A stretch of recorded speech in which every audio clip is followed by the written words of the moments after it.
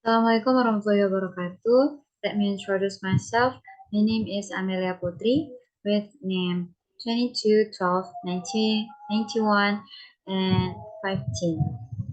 Today I want to explain about structure and function of plant. Okay.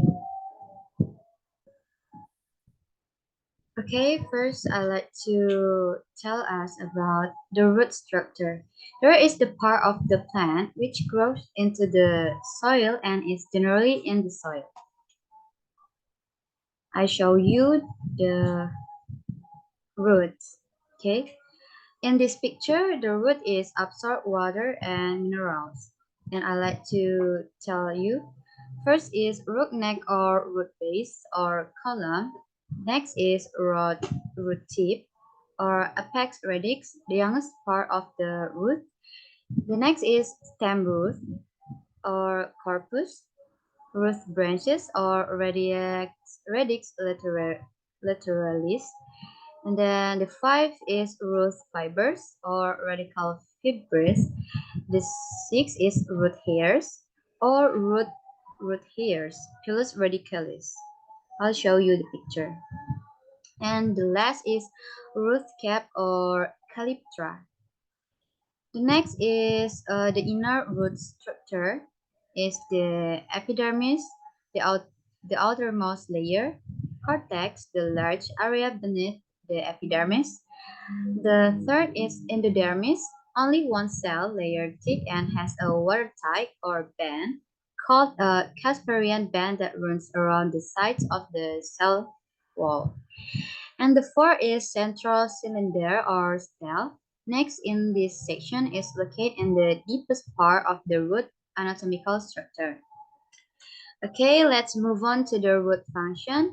The first is absorb water and nutrients, minerals, as you can see in this picture. The second is support the establishment of plants. Third is as a respirator. And the next is as a food storage reserve.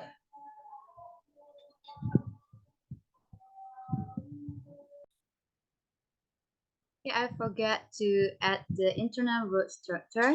Here's the internal root structure. There is a epidermis, is in the outermost layer, and then cortex, and then endodermis is here, the red color in the root structure, and then central cylinder. Yes. Okay.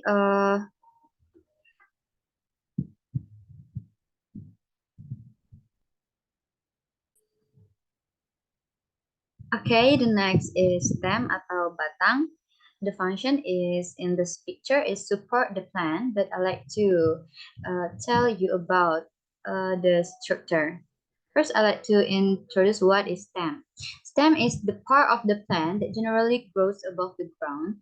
The direction of growing stems is opposite to the gravitational force of the earth or leads to the arrival of sunlight. The first is trunk structure. First is epidermis, the outermost tissue of the stem. And then cortex consists of two parts. The first part is the part of the collenchyma adjacent to the epidermis. And then next is the part of the parenchyma that is located deeper into certain plants. There is an endodermis which is located on the inside of the cortex, but in certain plants, this part is difficult to distinguish. The third is fascicular tissues consists of xylem or wooden vessel and phloem or sieve tubes. Tapi pada tumbuhan tomat itu tidak mempunyai batang kayu, tetapi yes, but pada gambar ini adalah tomat, bukan batang yang berkayu, tetapi bertekstur lunak dan memiliki bulu-bulu halus di luar kulit batangnya. Next is the stem function.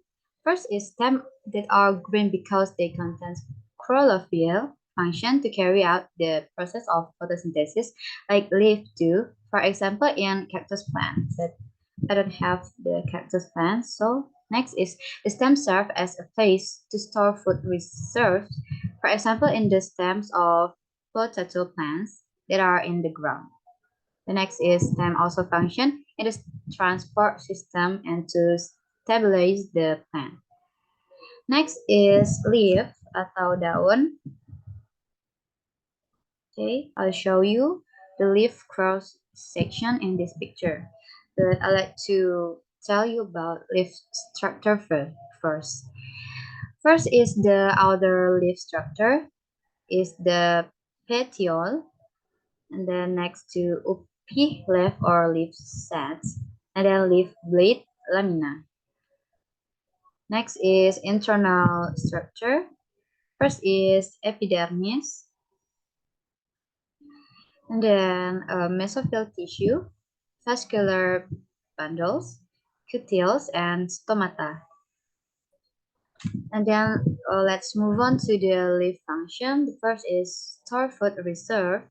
For example, in onion bulbs atau bawang, itu mengambil nutrisinya atau take nutrients or resorption. The next is processing of nutrients or photosynthesis. The third is evaporation or transpiration, and then breathing or respiration, and then the last is leaf function as a tool for breathing. Next, let's move on to the flowers. I'll show you the picture of the part of the flower. The first is flower stalk. Its function is to support the flowers in a position suitable for pollination. Here's the stalk. And then next is the base of the flower or receptacle.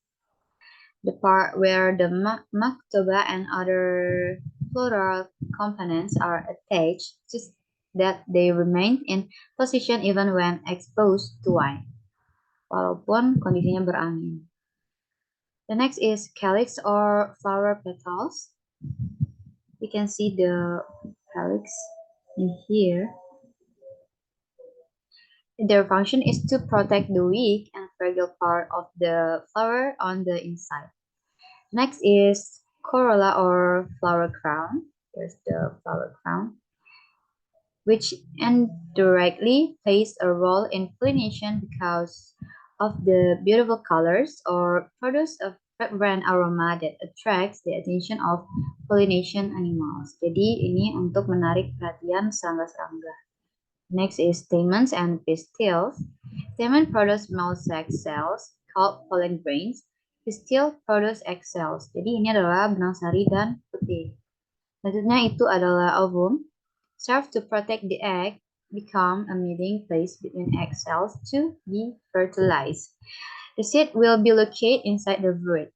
Nah, jadi kan ini adalah contoh dari struktur bunga yang sempurna. Nah, selanjutnya kita bahas itu imperfect flower structure atau bunga yang kurang sempurna. Nah, di sini dijelaskan bahwa imperfect flowers which only have stamens cannot develop into fruit and seeds.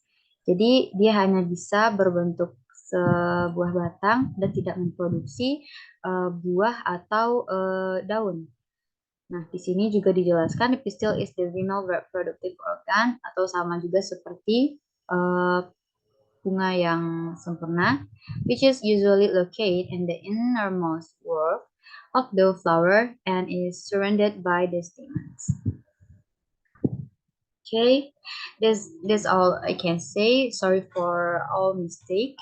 Thank you and assalamualaikum warahmatullahi wabarakatuh. Thank you.